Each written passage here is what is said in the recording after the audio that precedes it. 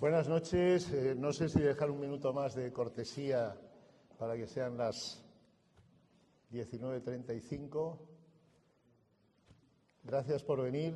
Gracias sobre todo también a esta Junta Directiva del Casino que nos ha cedido gustosos este nuevo salón de baile. Si ustedes han estado alguna vez en este salón, verán que hay una nueva pinta, una nueva cara, más limpio, más reforzado y más bonito.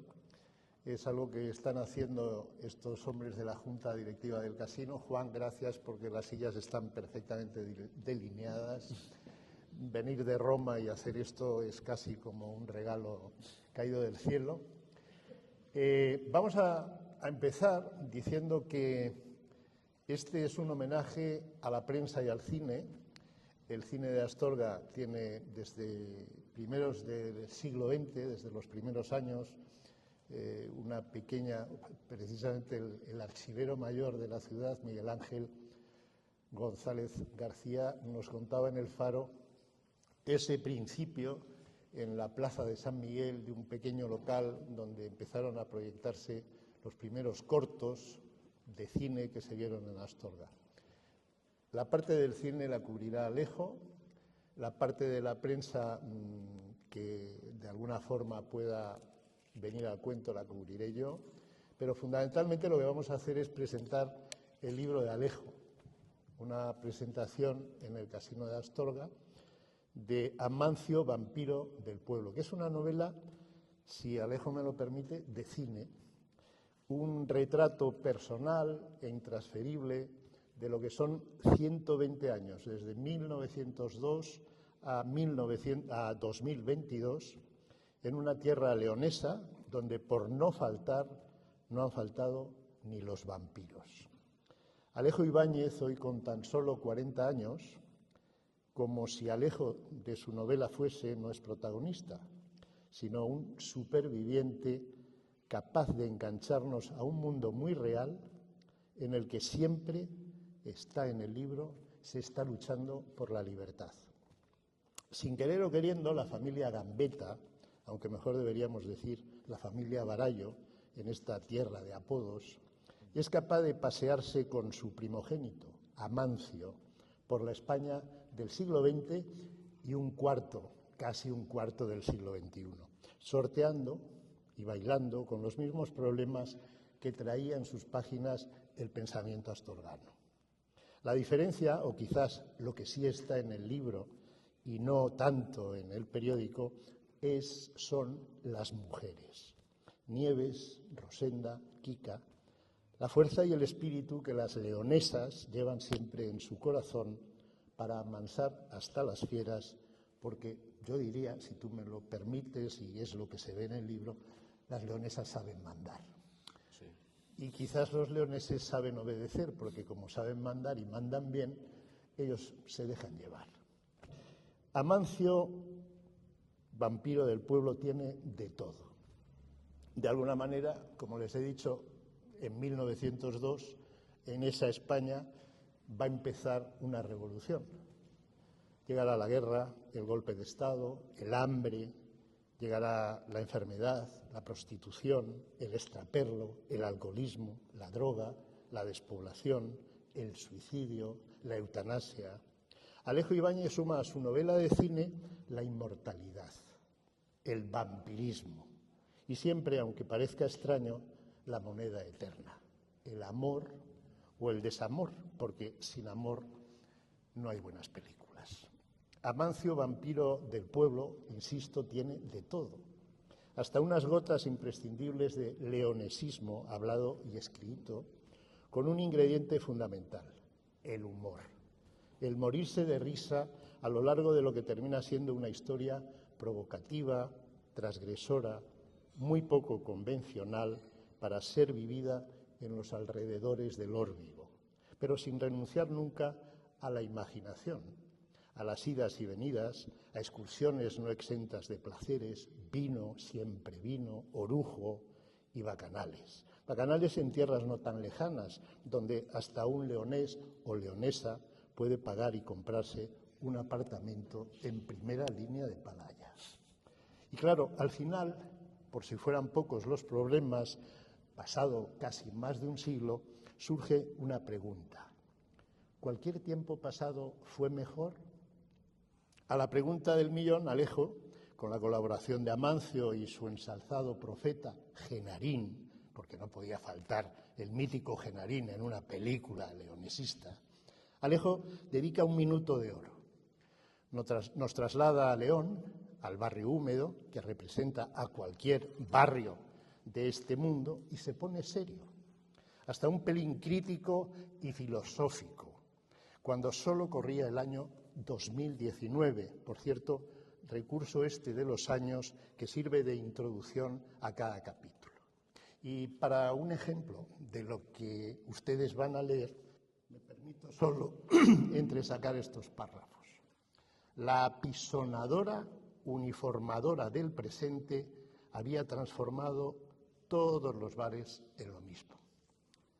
Antes eran espacios de libertad, donde cada uno podía ir como le diese la gana y donde no existía ningún tipo de protocolo más allá de saludar al jefe y esperar a que a uno le sirviese. Pero en cualquier bar moderno eso parecía imposible.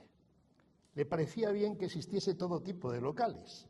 Nunca había querido que fueran todos iguales. Ahí era precisamente donde radicaba la diferencia. Sin embargo, los bares de siempre estaban en serio peligro de desaparición en favor de los anodinos tugurios modernos. Estaba convencido de que su crítica no podía achacarse a la norma general que dicta que a medida que una persona envejece, todo lo anterior le parece mejor. De hecho, aquellos bares no eran mejores, sino mucho peores, pero al menos uno no sabía lo que se podía encontrar. Ahora, no solo los camareros vestían todos iguales, sino que además su tono monocorde a la hora de atender era el mismo. Nadie era diferente, tampoco del otro lado de la barra. Aquellos sitios no tenían alma. Era como si los hiciesen en serie. Solían compartir hasta la decoración. Sentía que se ahogaba dentro de esos espacios. Casi prefería beber solo en casa, algo que tanto su padre como su abuelo le hubiesen reprochado. Eso ya se hacía todos los días a la hora de comer o cenar en casa, pero ellos, además, iban al bar. Y no lo hacían tanto para beber como para pegar la hebra con alguien. Los bares ofrecían muchas más cosas que el alcohol, aunque para él este se había convertido en el único y triste reclamo para arrastrarlo a todos esos espacios con una decoración aséptica y ese aroma omnipresente ambientador, en lugar del triste y zafio olor a mugre de toda la vida. Amancio, vampiro de pueblo, se nos regala en forma de libro. Quiso ser una serie, y puede llegar a serlo, una serie televisiva. Acabó, al menos, siendo un corto, que ustedes podrán deleitarse si les apetece antes de marchar. Y, sobre todo, este libro viene cargado de fotos que, si no ven el corto, van a ayudarles a soñar y a imaginar la historia escrita. Una historia que Alejo dedica a Javier por saber contárselas y a Julieta por enseñarle a contarlas. Es seguro que Julieta y Javier no son vampiros, pero se han enamorado de Amancio como si Javier lo hubiese creado y como si Julieta te lo hubiese contado.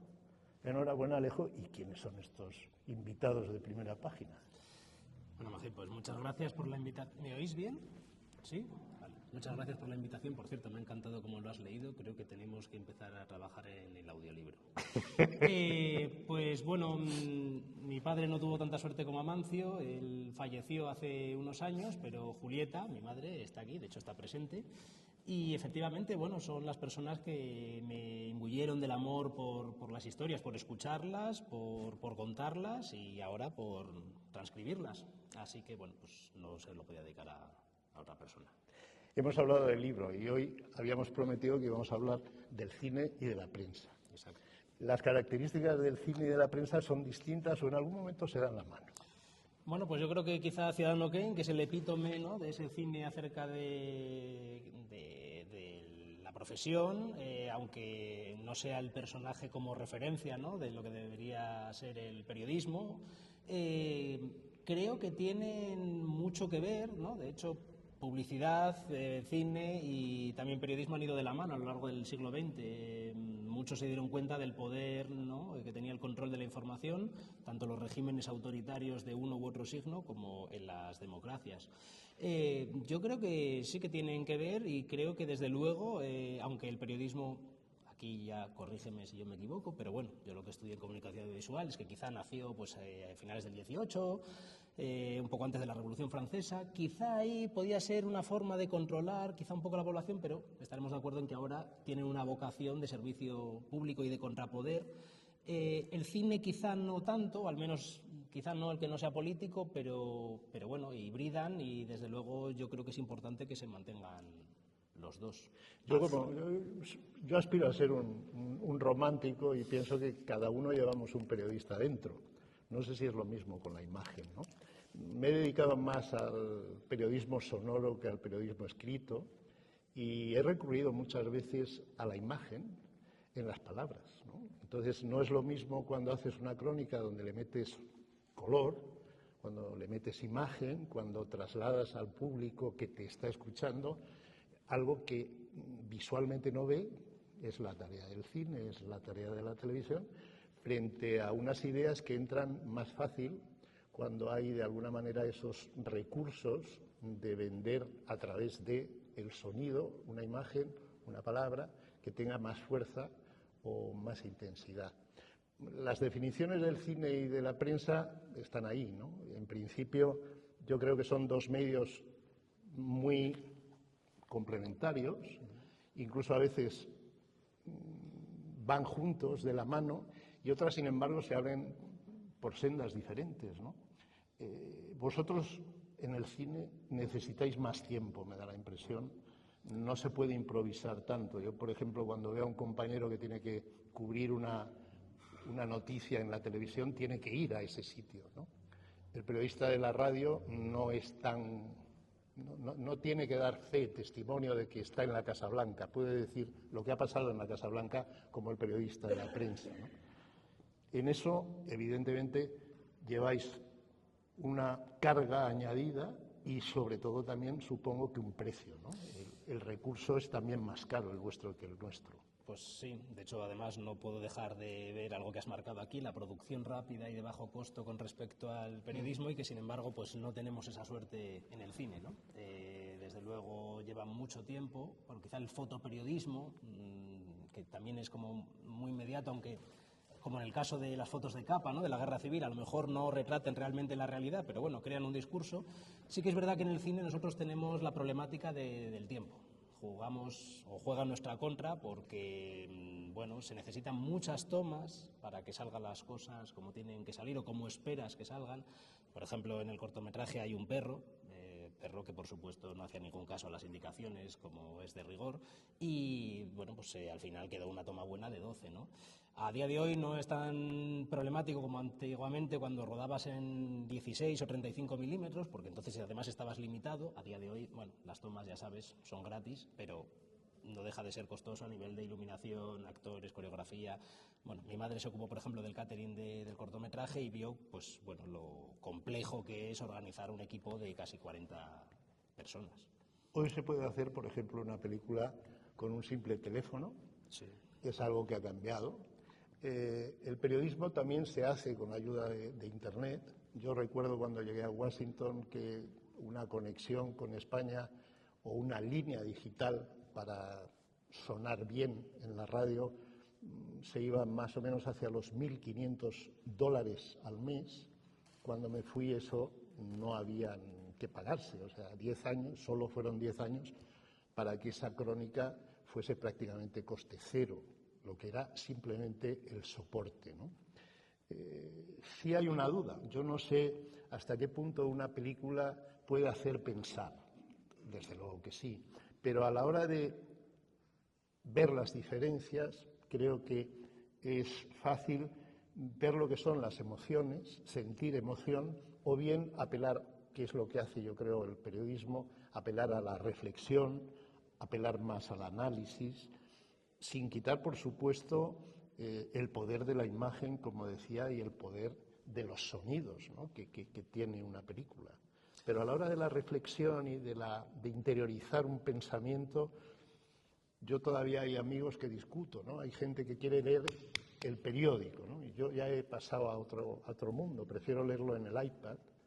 Y no, es que con el olor, el tocarla, hay como vicios permanentes que hacen que quizás los medios sean reacios a cambiar, ¿no? En el cine pasa lo mismo, o sea, ¿os gusta más lo digital, menos lo analógico? Bueno, lo digital, digamos que sustituyó ya por completo al analógico hace unos años, pero sí que es cierto que la gente también sigue prefiriendo pues una película con la iluminación, con unos actores, con una forma de ser, de realización más, vamos a decir, académica, que no quizá los proyectos un poco más experimentales, como podía ser a finales de los 90 el cine Dogma, o a día de hoy, como dice, pues rodar con un iPhone y contar la película así.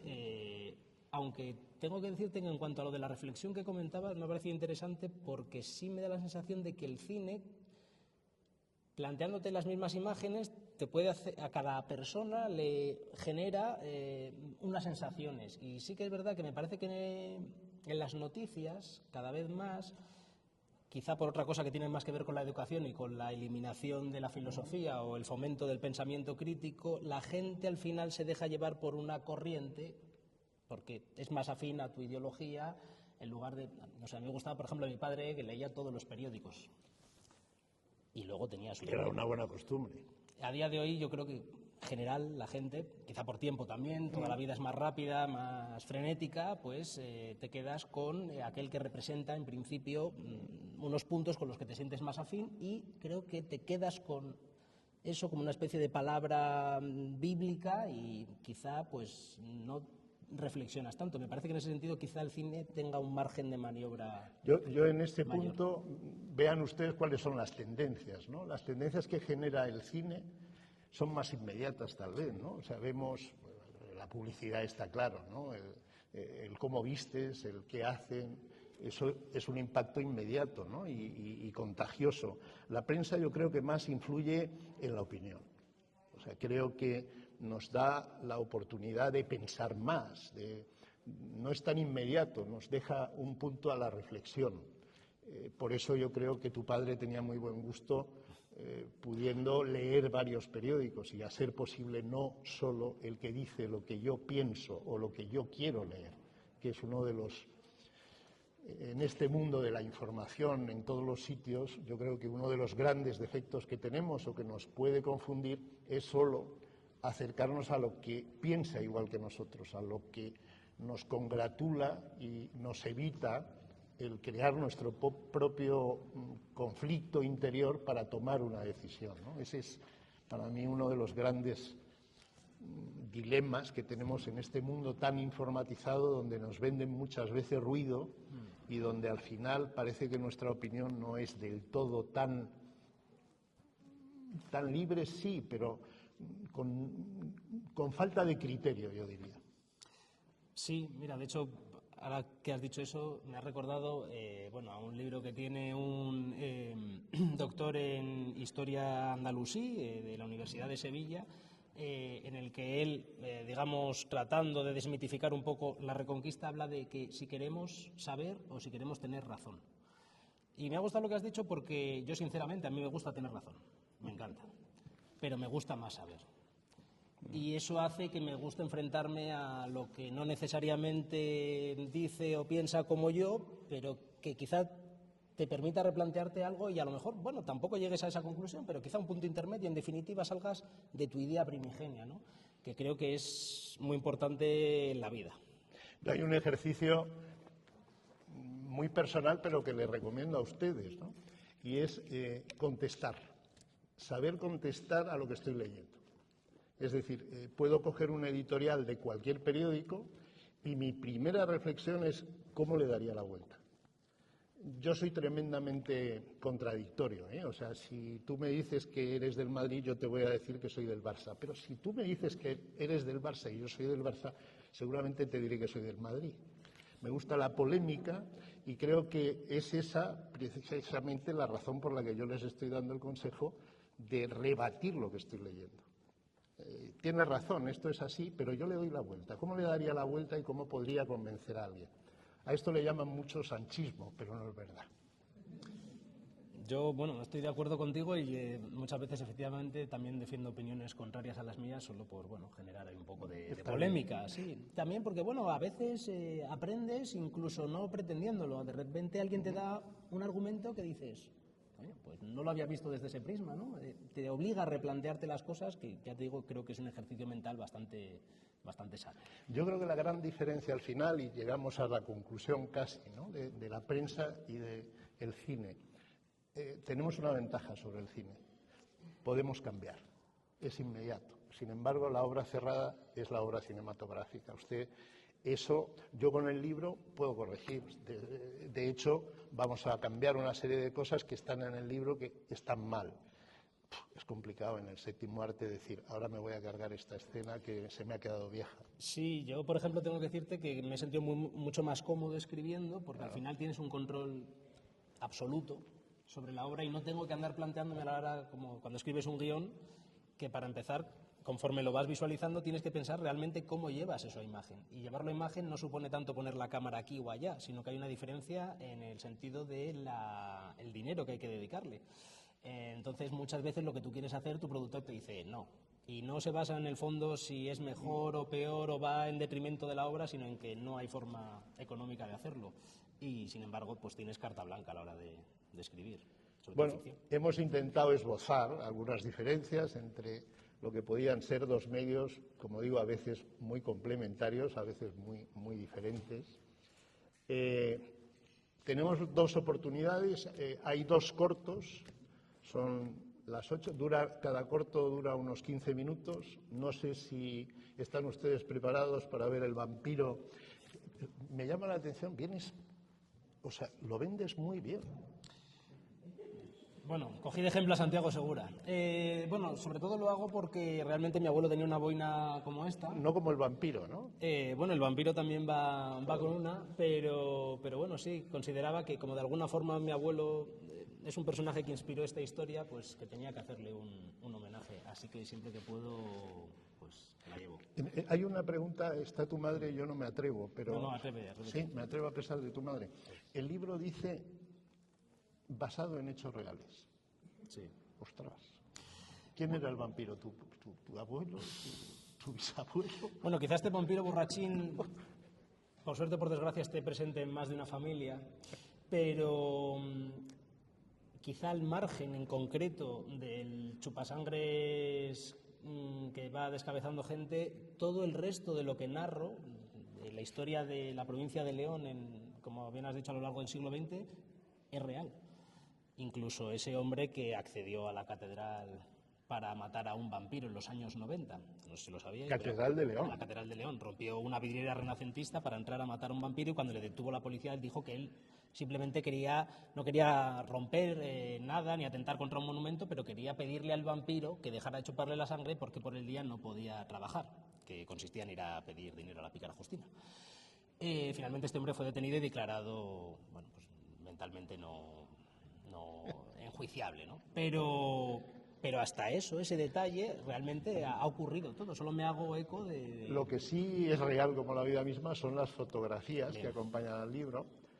Yo creí que era un montaje y resulta que no. La única suerte que hemos tenido es que las fotografías no están autorizadas por la familia. Es decir, que si hubiera pedido permiso yo estoy convencido que habrían sido censuradas, por lo menos algunas, ¿no? Sí, tengo que decir que... ¿Tu madre no te ha tirado de las orejas? No, y eso ¿te ha parecido bien? Y eso que sale. Pero sale más tu madre que tu padre. Sí, bueno, quizá porque la familia materna es más con la que yo me he criado y... O sea, que se lo agradeces de esta manera. Sí.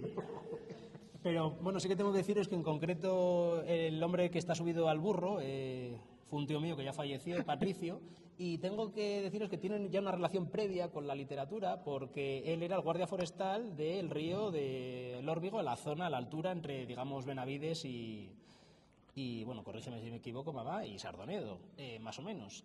Este era el que llevaba a pescar a los ministros y a los... Exacto. Y también era el guía cuando Delibes iba allí a pescar. De hecho, hay un pequeño librito, un opúsculo casi, que se llama Mis amigas las truchas, de Miguel Delibes, y está dedicado a Patricio. Pues es este hombre. Perdón. Así que creo que no le hubiera molestado tanto que le hubiera incluido aquí. De hecho, vivió casi 100 años y yo siempre que le preguntaba por el secreto era que, según él, era que tomaba chocolate, así que él optaba por ese recurso en lugar de la sangre. Pero bueno. Yo creo que vamos a apagar la luz para que ustedes puedan ver el corto que se ha estrenado ya y que también pueden ver en YouTube, pero creo que puede ser interesante para que se hagan ya una idea y al final acaben comprando el libro de Alejo.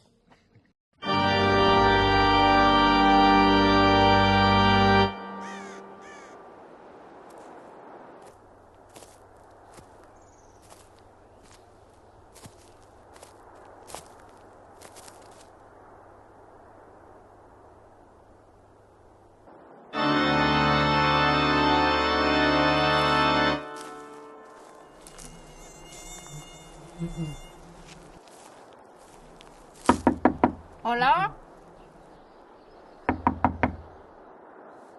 Con la familia Barrayo. Traigo una carta. ¿Hay alguien en casa? Pues anda, que si estáis aquí estáis bien jodidos. ¡Hola! ¡Ay! ¡Cagüín!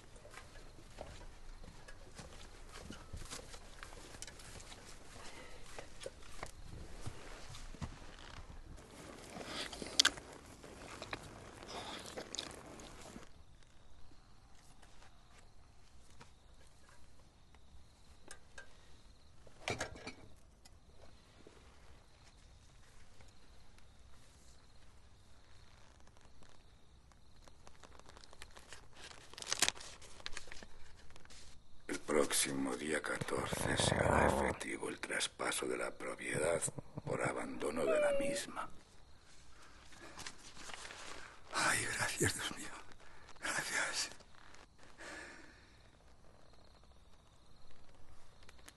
Chito, Chito.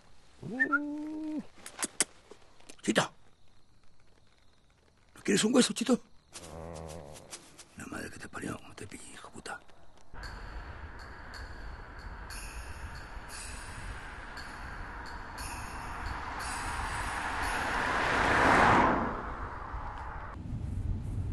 Hay que estar pendientes de la desviación, que ya no queda cartel. Madre mía, ¿cómo tiene que estar eso? Coño, Conchi, que es para los dos. ¿El qué? ¿El qué? ¿Un chabolo donde Cristo perdió el mechero? ¿Que no? ¿Que no? Quita para allá, hombre, quita para allá.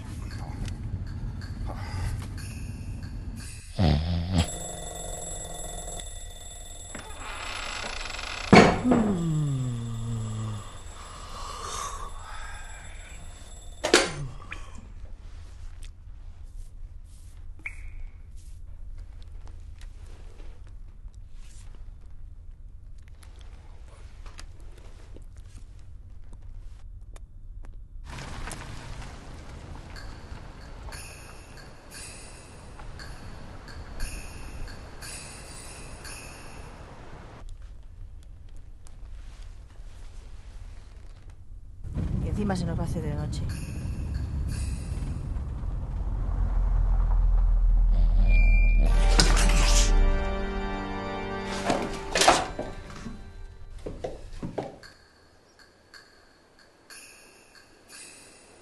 Parece que es esta, ¿no? Está un poco... Echa una puta mierda, como yo te dije. Conchi, era de un tío de mi madre, ¿qué quieres? El abundio ese, ¿no?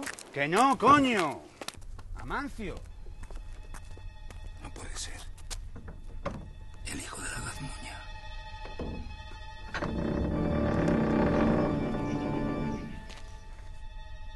Joder, Conchi. Que aquí hay alguien. Mujer, que no me vas a entrar aquí, que yo no llevo unas alpargatas del mercadillo como tú. ¡Japuta! ¡Japuta! ¡Japuta! ¡No, que es un romano! ¿Qué dices, pájara? Este cabrón ha dado una pata en la puerta y se nos ha colado. ¿Y tú de quién eres? El hijo de Carmina. ¿Tú cómo lo sabes? Porque eres igual que tu madre. Sí, siempre me lo han dicho. Solo le faltaba el bigote. ¿Tú quién eres? Yo soy Amancio, sobrino por parte de madre de tu abuelo. Que a ti te haría primo tercero, lo que aquí llamamos sobrino. Pues no sabía yo que tenía familia por aquí. No, eso lo quedo yo. Como era soltero, tu abuelo Gervasio me dejó esto. Es que yo también me llamo Gervasio. Pero a tu abuelo le llamaban Gambetta. Gambetta. Pasad, que os lo enseño.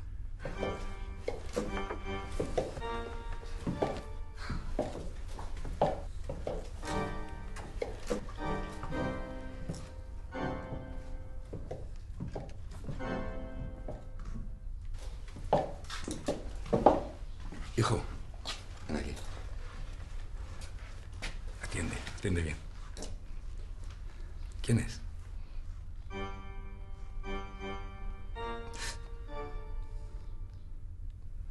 El abuelo. Dame 2 besos, hombre, que somos familia.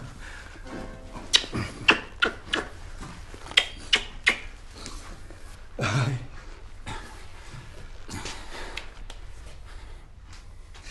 Pues vaya una sorpresa. Y ella es mi mujer, Conchi. ¿Cómo vive usted? Que esto está que se cae. Es que no hay perros, hija. Le voy haciendo apaños, pero ya estoy mayor.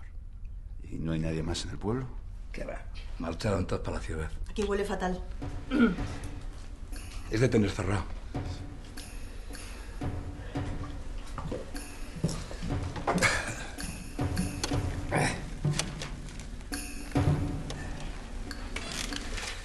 Que entre la mesa de la noche. Voy a buscar, que seguro que me queda algo de brujo, y lo celebramos, ¿eh? Los abuelos montaron primero una panadería y luego el bar.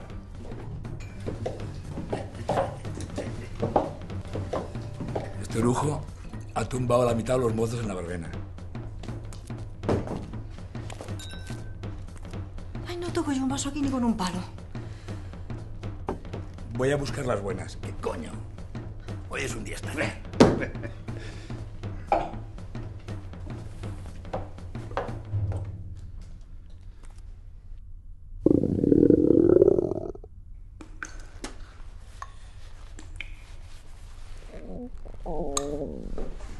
¿Y qué le voy a hacer si son familia? Oye, este sitio tiene varias habitaciones. Aquí podría montar una casa rural. ¿No decías que era un chabolo? Hay que hacer obra, pero se podía montar un hotelito rural de esos con encanto. Lo tendríamos a tope. Perfecto. Mira, ¿tú fuera? Perfecto.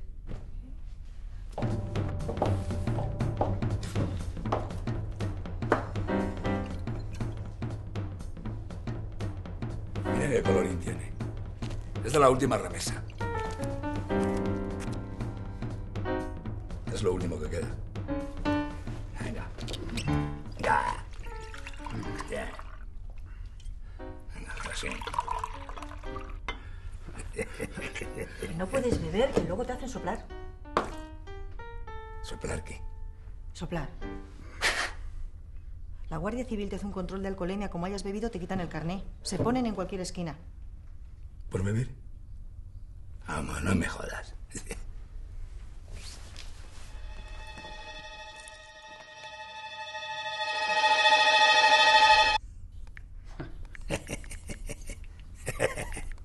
Pues tranquilo, que esos por aquí no aparecen. ¿Y qué? ¿Se va a quedar esto aquí? Pruébalo tú, que no conduces. No, que va. Nosotros no tomamos alcohol, ¿verdad, Ger? No, es que a veces no me sienta bien. Oye, yo no tengo ningún WhatsApp de la niña, ¿tú? No lo sé. Pues una falla. No, gracias. Tampoco fumamos. Qué tristeza de juventud, por Dios. Pero vamos fuera, Ger, que quiero llamarla. ¿Pero dónde vais a ir? ¿Que vais a llamarla a gritos o qué?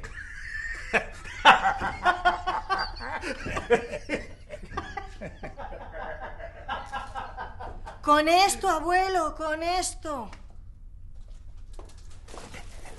Dile, te pegamos la hostia.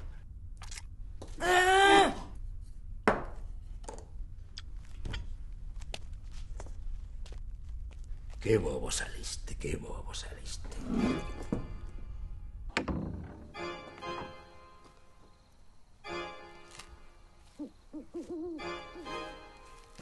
Cierra. Cierra. ¿Tú estás tonto o qué? ¿Qué haces ahí bebiendo? Este no tiene móvil. Vive aquí más solo que la una en una casa asquerosa en un pueblo abandonado. Esto está claro. Pues sí, tendrá el síndrome de Dihermógenes, sí.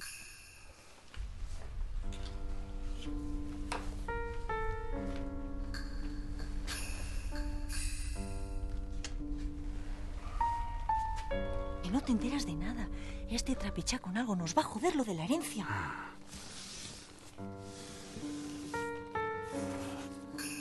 Ahora tócate los cojones. ¿Y lo vas a montar tú? Es mi familia la que tiene dinero. Si este desgraciado se quiere quedar, que apoquine. Pero si no tiene dónde caerse muerto, Conchi. Pues eso, no quiero yo heredar una casa con bicho. Para mantener a un pazguato ya te tengo yo a ti. Vale, no te preocupes. Que nadie nos va a joder este negocio. Déjame a mí. Amancio, una cocina. ¿Sí?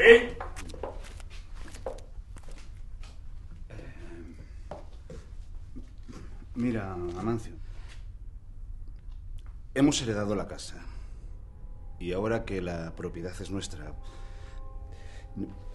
¿Queréis que me vaya? Sí. Bueno, no. Te puedes quedar, pero tienes que contribuir. ¿Qué se debe? Lo que puedas aportar, tu pensión. Joder, pagaros a vosotros por vivir en mi casa. No es su casa, es mi casa. Bueno, nuestra casa. ¿Tú ves lo que te dije? Encima se pone farruco. Mira, Mancio. Tienes 48 horas para irte por tu cuenta o mandamos a unos para que te echen. Tú verás. Pero vais a marchar sin cenar.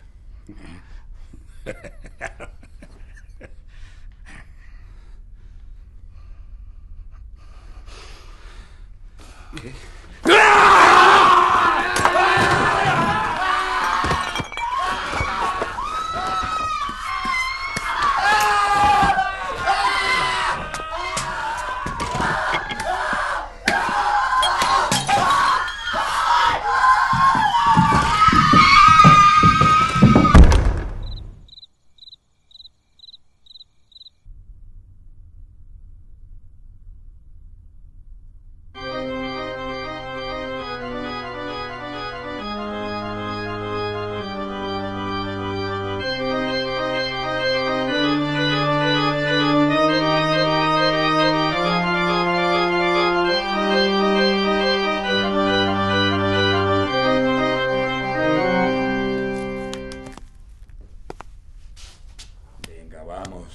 Una sed del copón. Hay que beber. Este marido tuyo no sabía nada, como todo lo de ciudad. Vamos. Y ahora vamos a montar un control de eso.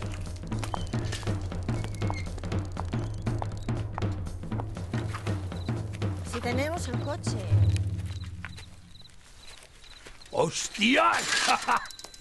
No conduzco uno desde la mili. ¡Joder, qué cacharro! ¡Qué cacharro! ¡Venga, monta!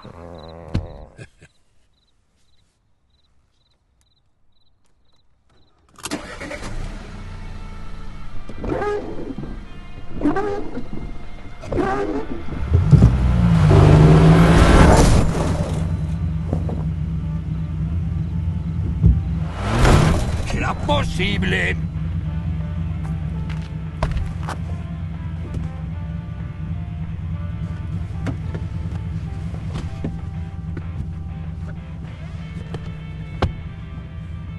¿Cómo estoy? Hecho una reina.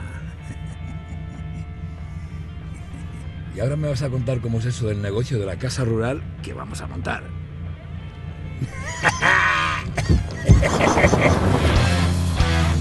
Vive solo en el pueblo, borracho y pendenciero, pocos momentos cuerdo y frecuentemente ebrio. Su nombre es Amancio, en su nido aislado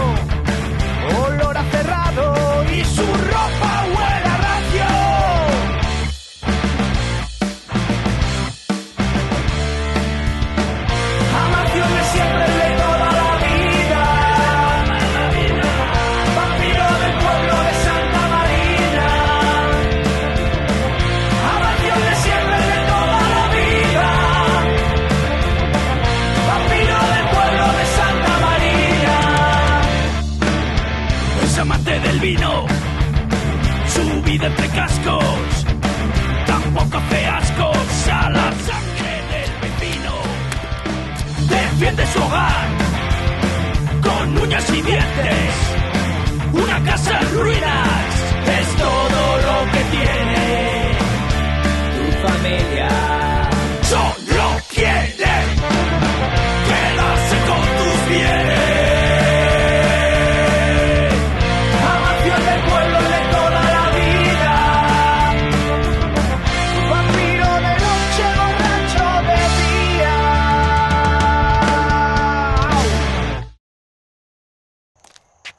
¿Y ahora qué hacemos? Me tienen que soplar y si han bebido darán positivo. ¡Hostias! ¡Cojonudo! ¡Escóndete!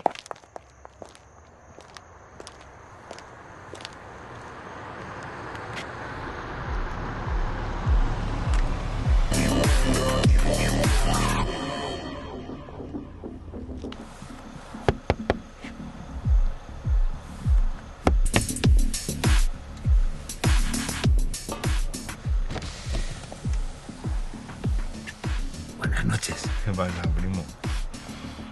Venga, rapaz, que tienes que soplar.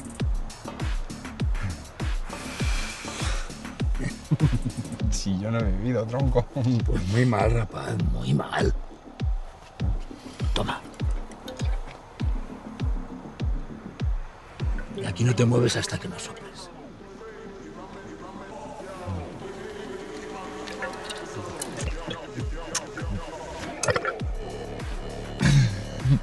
Tía, primo, está bueno, ¿eh? No se ha jodido. Voy a dar un poquito. Me parece que tú vas a dar positivo, mandante.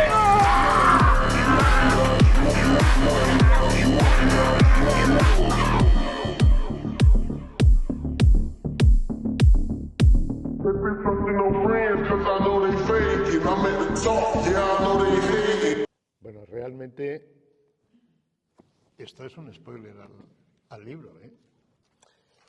Bueno, es un anticipo, porque luego discurre... Me di cuenta que cuando tenía que trasladarlo a la novela tenía que ir por otro camino, pero bueno, sí, un poco sí. Bueno, es un buen ejemplo de lo que decíamos, de los sentimientos, de crear esas ficciones y esas realidades. Lo que es curioso es cómo el autor de un libro puede necesitar el soporte visual o por lo menos sonoro de una historia, ¿no? Alejo lo ha visto así. En principio yo les querría buscar también otra manera de complementar lo que ha sido la historia del periodismo en Astorga. Cuando llegué a esta ciudad para investigar lo que era un periódico familiar, se me ocurrió empezar por lo más sencillo, que era hablar con esas gentes que han vivido siempre en Astorga y que pueden contar pues, la historia de un periódico, la historia de lo que fue mi familia y de lo que de alguna forma también vivieron y sintieron desde Astorga y en Astorga, ¿no? Y me quedaba cojo, veía que necesitaba que la gente hablara y quizás esas gentes que en Astorga son muy llamadas al cotilleo, pero que cuando tienen que hablar se cortan y no te dicen toda la verdad de lo que saben, ¿no?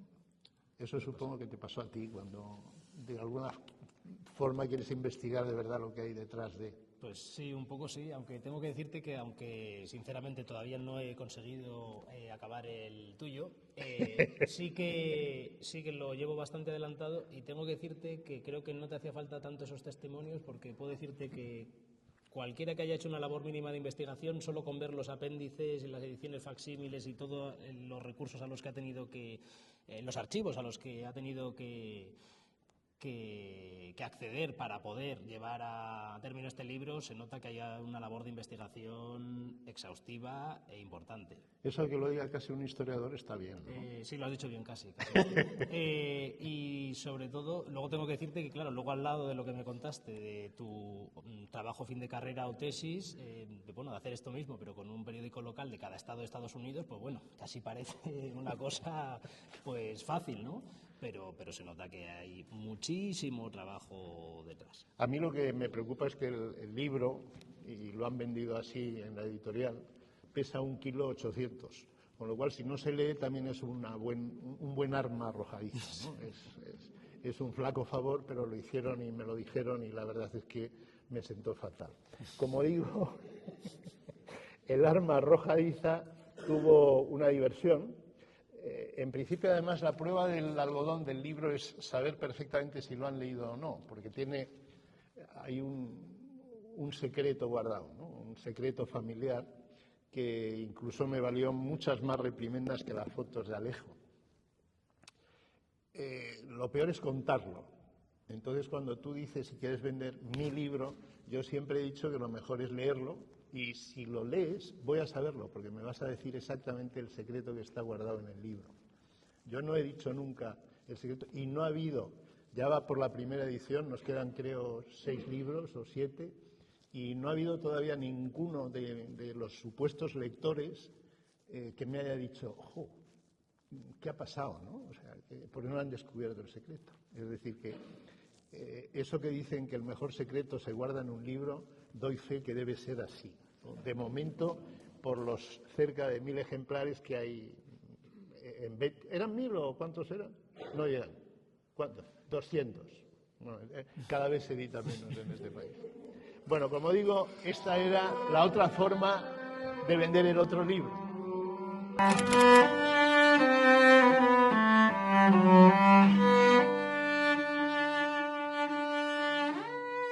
Séame permitido que acepte sumamente honrado la condecoración obsequio de mis nietos, cuya distinción preclara deseo compartir entrañablemente con los innumerables y honrados trabajadores anónimos astorganos que unos superan y otros reúnen idénticos merecimientos a los míos.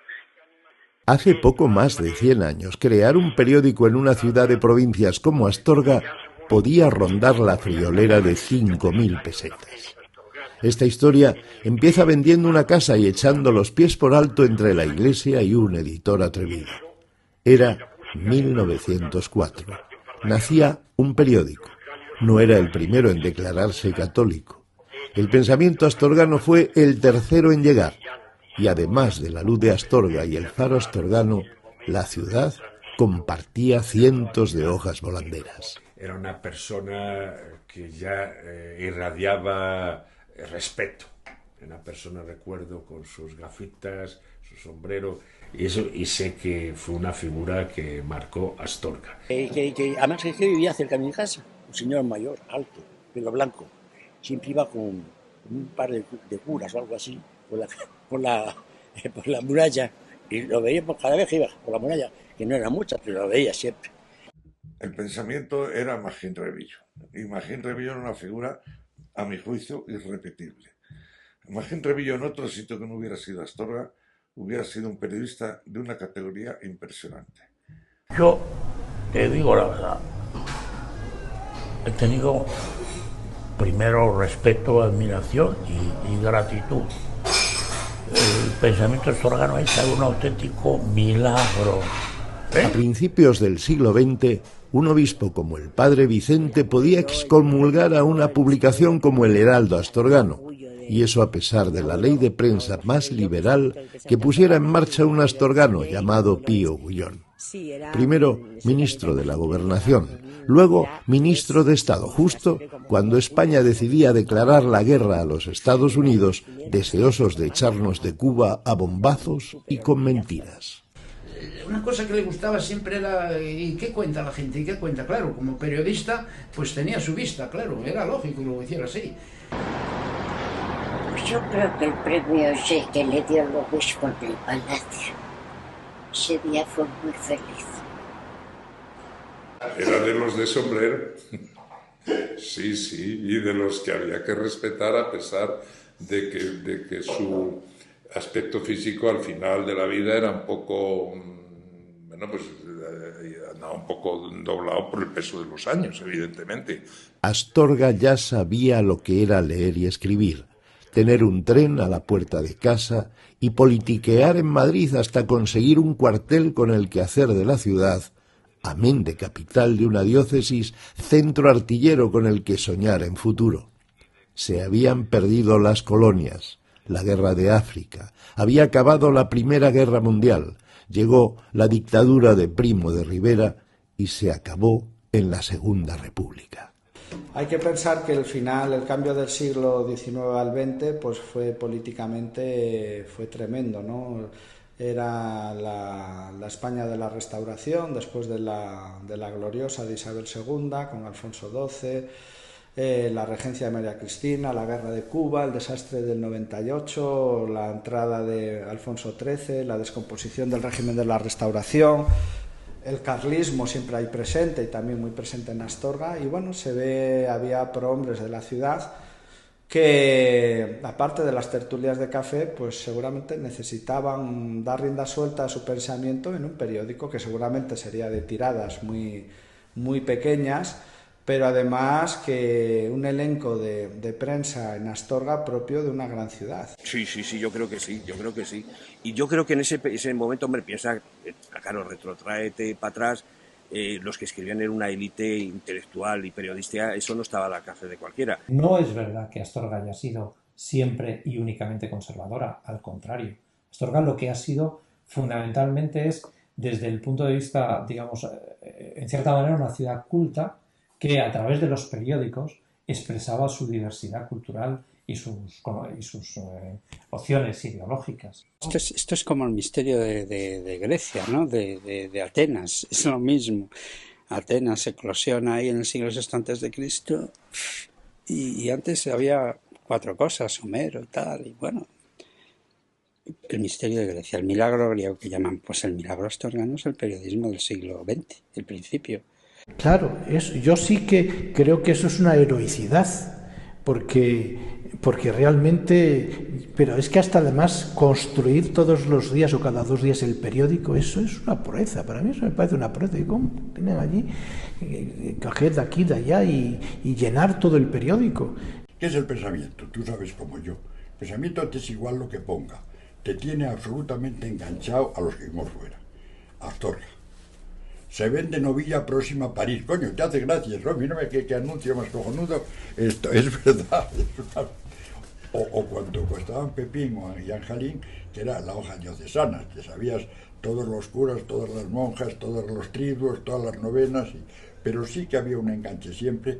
Leías, pues oye, a los Soluengo, a Lorenzo a Juan Carlos Villacorta, a los Cerada, pues no sé, todo, y eran los que te tenían enganchado a Astorga. La Iglesia de Dios no necesita llegar al siglo XX para considerar como una norma general en sus procedimientos utilizar todos los instrumentos de difusión que el ingenio del hombre pueda lograr, en utilizarlos, digo, para predicar la santa y salvadora palabra de Dios. Pero esta historia va del pensamiento astorgano. Un periódico que acabó siendo un oficio familiar capaz de llenar páginas durante 75 años, contando las cosas más próximas, sin renunciar a saber lo que pasaba en el mundo, incluso metiendo la pata, clamando el regreso de un rey mientras estallaba la guerra civil, viviendo el franquismo y casi muriendo en democracia antes también de cerrar el grifo de la ilusión y del compromiso con los lectores. Astorga es una mina. Periodísticamente, Astorga es una mina. Astorga es la bomba. Astorga es rarita, pero una vez que entras, ya te quedas nubilado, te quedas pasmado. Astorga es una ciudad fundamentalmente de convivencia, plena de cultura y de amistad, que trasciende entre las familias durante generaciones. Creo que Astorga es una ciudad completa y me gustaría o pienso que muchos padres de familia que pudieran vinieran a vivir aquí para que la infancia de sus hijos tuviera este encanto que hemos tenido los que hemos nacido aquí. Yo creo que la gente llega a Astorga y ve un pueblo con unos aires de capital terribles, con una historia y unos monumentos que quitan el hipo, porque es que la gente te llega aquí, te ve ese palacio, esa catedral, no sé, ruinas romanas por un sitio, o sea, una cantidad de cultura aquí, enclavada aquí, enterrada en Astorga, que eso le da un aire de distinción. Uy, Astorga el todo. Tengo una perra de Astorga que no lo puedo remediar. Me encanta. Astorga es una ciudad que imprime carácter. Solo hay que ver lo que tenemos en las vistas de por detrás y se puede hacer la gente idea de cómo marca en el carácter de las gentes. La ciudad hidalga, sana, austera, señorial, patriota, donde le son habituales tanto el estruendo de las armas como la paz que descansa fácilmente sobre ellas, encuentra a un regimiento vibrante, brillante, airoso, pleno de grandeza y fuerza. Los astorganos, como muchos españoles, han tenido en el papel su carta de referencia. Han sido los periódicos locales una cuna de ideas y de pareceres, una escuela democrática, incluso cuando los silencios se imponían desde arriba y la censura tenía que ser aguantada y bien recibida. Y luego, a pesar de todo y con todo, cuando la prensa local ha muerto, han aparecido los charlatanes. Cuando has tenido un periódico que desde niño te ha acompañado, piensas que eso es una pérdida. Y para mí, yo tuve una verdadera crisis cuando desapareció esos meses el periódico. Y yo estuve muy cerca de cuando con Alberto Matías aquello otra vez se volvió a encauzar hacia un nuevo periódico, ¿no? Y porque nos parecía que nos faltaba algo. Quizás veníamos un poco por reacción de lo que han sido los últimos años del pensamiento, ¿no? En el tema del pensamiento habíamos sufrido mucho, pues muchas cosas. En primer lugar, la propiedad de una sola persona. La propiedad de una sola persona hace que la gente, tanto los anunciantes como los suscriptores, se desentiendan un poco. En las casas, no digo la mía era comentario general, se notaba la falta de algo, esa hoja, ese periodiquín que venía todas las mañanas o todas las tardes a casa, no había esa noticia local que nos la traía el periódico, no había. Entonces se formó una inquietud sobre al respecto. Para que no desaparezca el escrito es que tiene una máquina allí en el sótano que esa máquina, el día que empiezan los tornillos a salir, pues igual saltan todos en el mismo día, porque ahora va saltando uno a uno. Entonces, bueno, pues le van poniendo el remedio uno a uno. Y yo desearía que, claro, el Faro, por fortuna, tiene acciones muy diversificadas en este momento, ¿no? Eso es una ventaja, es decir, hay muchos accionistas y siempre ha habido ahí un grupo, una serie de personas de forma altruista llevando el periódico por cariño a la ciudad, después tienen, claro, sus pequeñas servidumbres, eso hay que entender que es inevitable, ¿no? Pero está ahí y yo confío en que el Faro permanezca como uno de los ejemplos en España de una tradición periodística, digamos, que nunca se perdió. El Faro astorgano siempre se ha considerado una institución más. Entonces es asombroso que uno diga, pero vamos a ver, estamos hablando de la iglesia, el cuartel, el ayuntamiento, la Cámara de Comercio y el Faro astorgano. Es decir, una empresa privada, con una actividad privada, más o menos tal, pero para los astorganos, para nosotros, es una institución. La prensa es una institución. Ahora, mirando hacia atrás, y cuando uno ve el peligro que supone el que desaparezca y que supondría que desaparece seguro la prensa escrita en un lugar tan pequeño después de casi 150 años de historia, pues uno se da cuenta de que efectivamente es una institución. Es que a mí me gusta ir al cementerio. A mí, no, hombre, no es que sea ningún placer, por supuesto, que me da mucha tristeza, pero me gusta ir, y de mis amigos y de gente que se murió así, pues me gusta ir y rezar un Padre Nuestro. Esto se abre todos los días del año, todos. Nochebuena, Jueves Santo, todos los días se abre el cementerio, todos. Todos tienen un horario de 9 a... Ahora sábados y domingos es solo de mañanas, de 9 a 1, festivos. Pero diariamente siempre está abierto. Mi foto del siglo XXI, bueno, mi foto del siglo XXI sería un panel. Y en ese panel, una de las cosas que acostumbro a hacer cuando me aburro entre foto y foto es fotografiar, retratar a la gente. Intento que sean buenos retratos, no siempre, porque no siempre están a tiro. Yo me muevo también, pero cuando están a tiro los fusilo.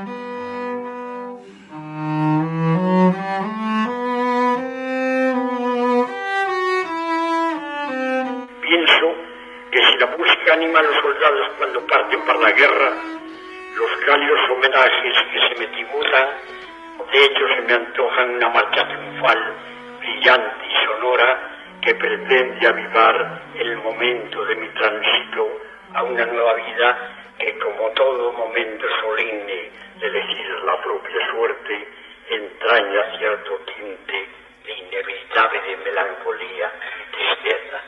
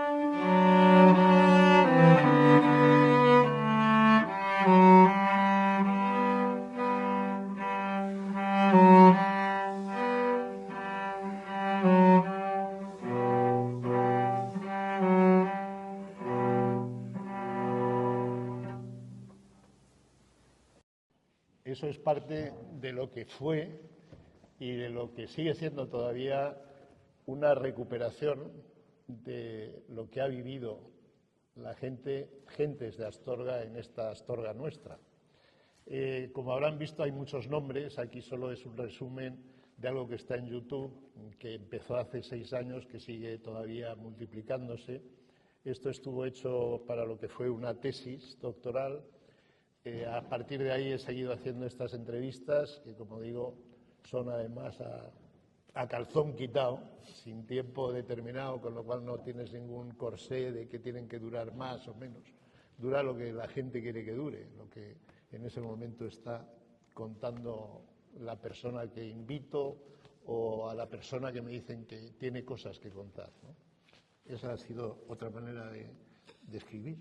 Pues tengo que decirte que yo no había visto esta pieza y, bueno, que por cierto, aparte de reconocer a gente que yo conocía como clientes del cine, ahora los he visto ahí, claro, lo desconocía, ¿no? Y, sin embargo, pues hay gente pues como Loy y tal, gente que ya no está. Y luego las fotos de tu familia, tengo que decirte que al final me parece que estos 2 libros tienen bastante más que ver de lo que parecía. Sí, sí, yo también lo creo. No lo veo tan dispar. Incluso, fíjate, hay una, sobre todo viéndolo, ¿no? No es una crítica, pero sí una evidencia. Las fotos de Loy son de gente como yo, gente casi de la tercera edad, ¿no?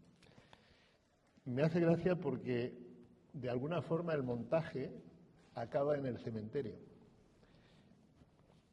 Me llama la atención, hoy más que cuando lo hice, que el mensaje sea tan poco esperanzador, ¿no? Que sea una ciudad que se nos muera y que se nos escape de las manos.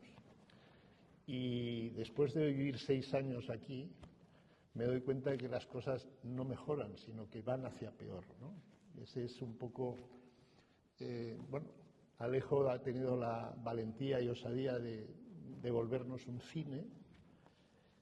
Seguramente, como habrán podido entender, la máquina de la que hablaba Vitorino ya se murió. Hoy el Faro sale gracias a una máquina más moderna. Seguramente estarán ustedes convencidos que se lee mejor, pero ya no huele a ese papel de verdad. Es decir, que podemos seguir conservando en nuestros sueños esa pregunta del millón del libro de Alejo, ¿no? Cualquier tiempo pasado fue peor, Dios quiera que sea verdad, que sea peor en cualquier tiempo pasado y que nos quede mucho por vivir, incluso siendo vampiros. Bueno, tengo que decir que esa es mi aportación a la ciudad, vampirizarla dentro de mis competencias, que es el cine, que bueno, que también proyectamos algo que cuando era, como en el caso de cuando lo proyectaba Vicente, el fotograma que está muerto, ¿no? Y cuando se mueve a 24 fotogramas por segundo, 25 si es vídeo, pues da la sensación de que está vivo. Así que, bueno, yo desde mi humilde aportación, pues ahí es en lo que puedo echar una mano. Ojalá que no y que esto sea la parte baja de la curva, que remonte la parábola. Que así sea. ¿Alguna pregunta? Pues muchas gracias. Muy buenas noches y hasta siempre. Bien.